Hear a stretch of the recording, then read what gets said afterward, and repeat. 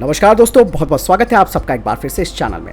दोस्तों, एक बड़ा सवाल अभी तक हम सब भारतीयों के मन में रहता है कि आखिर ऑस्ट्रेलिया अमेरिकी तकनीक से 12 परमाणु पनडुब्बियों का निर्माण करेगा तो वो क्यों किया जा रहा है और भारत को इस पूरे सिनेरियो से अलग रखा गया।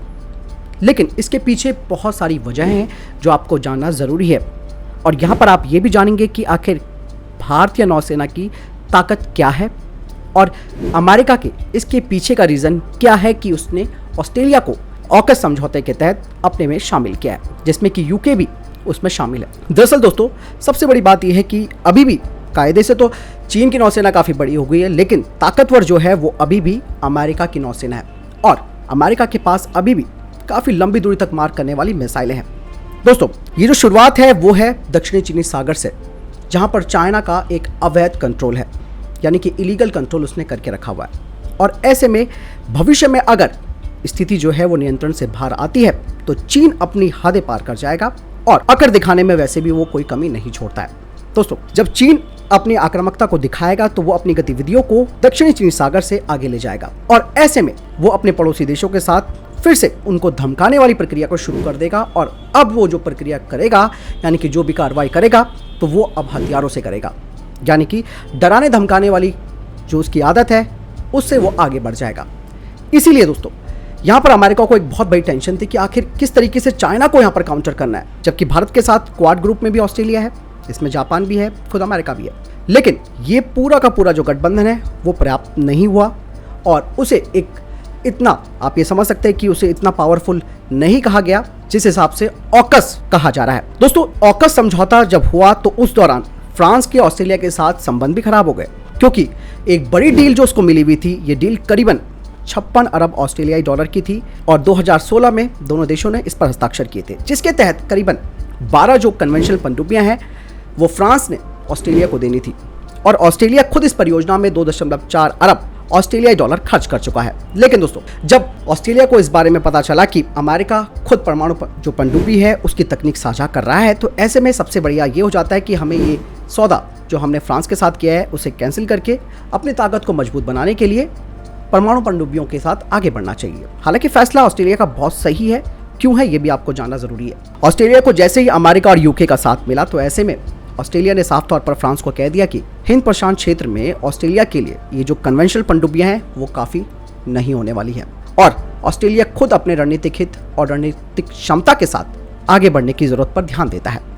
इसीलिए फ्रांस के साथ ये जो पारंपरिक पनडुब्बियां हैं उनके निर्माण का सौदा रद्द करना पड़ा। दोस्तों, यहाँ पे एक काफ़ी दिलचस्प ऑडियो बुक है जिसे मैं आपको सजेस्ट करना चाहूँगा।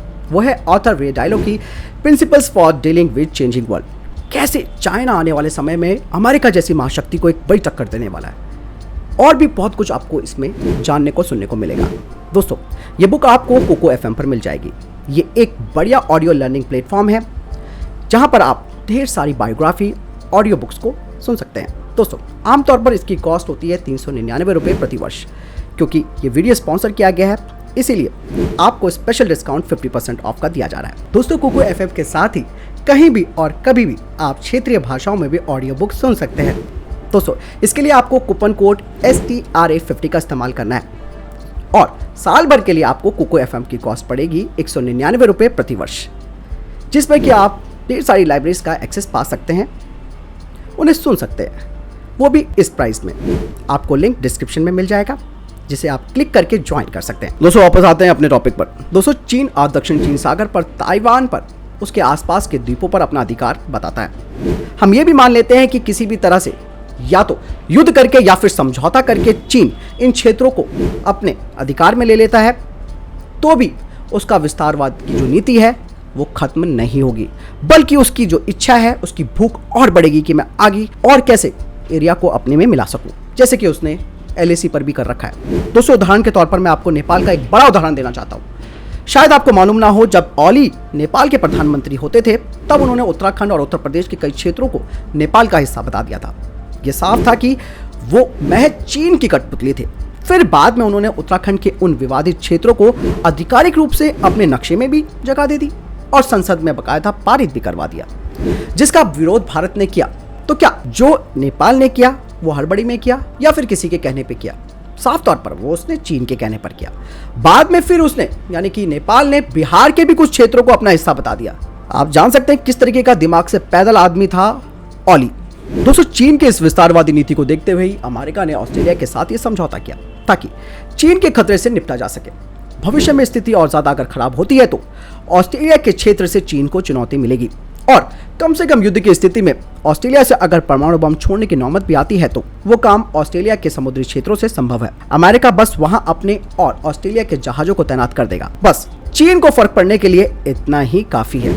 दोस्तों, एक और मुख्य कारण ऑस्ट्रेलिया के साथ ये है कि सैन्य मामलों में अभी भी ऑस्ट्रेलिया काफी पीछे है। उसके पास कोई खास फैक्ट्री नहीं है जहां वो पनडुब्बियों का निर्माण कर सके या फिर अन्य हथियारों का निर्माण कर सके। ये वजह अमेरिका को एक सबसे महत्वपूर्ण लगी कि ऐसे में अमेरिका ने पूरा साथ ऑस्ट्रेलिया का दिया है। तो दोस्तों, आपने जाना कि ऑस्ट्रेलिया रणनीतिक रूप से कितना महत्वपूर्ण देश हो जाता है आने वाले समय में चीन को टक्कर देने के लिए। और वास्तव में चीन को एक बहुत बड़ा फर्क पड़ेगा इस ऑकस समझौते से। और भारत को इसीलिए अलग रखा गया है क्योंकि भारत के बारे में अमेरिका को मालूम है कि भारत अपनी लड़ाई खुद लड़ सकता है और ऑब्वियस सी बात है, भारत किसी से पूछेगा नहीं। तो साफ तौर पर एक मैसेज भी है भारत की तरफ से भी और खुद अमेरिका भी ये बात जानता है। इसीलिए ऑस्ट्रेलिया को ताकत देने का यही एक सबसे बड़ा कारण है जिससे 100% चाइना को फर्क पड़ेगा। आपको क्या लगता है इस पूरे सिनेरियो के बारे में? मुझे कमेंट सेक्शन में लिखकर जरूर बताएं। मैं दोनों वीडियो के साथ ख्याल रखिएगा अपना। नमस्कार, जय हिंद।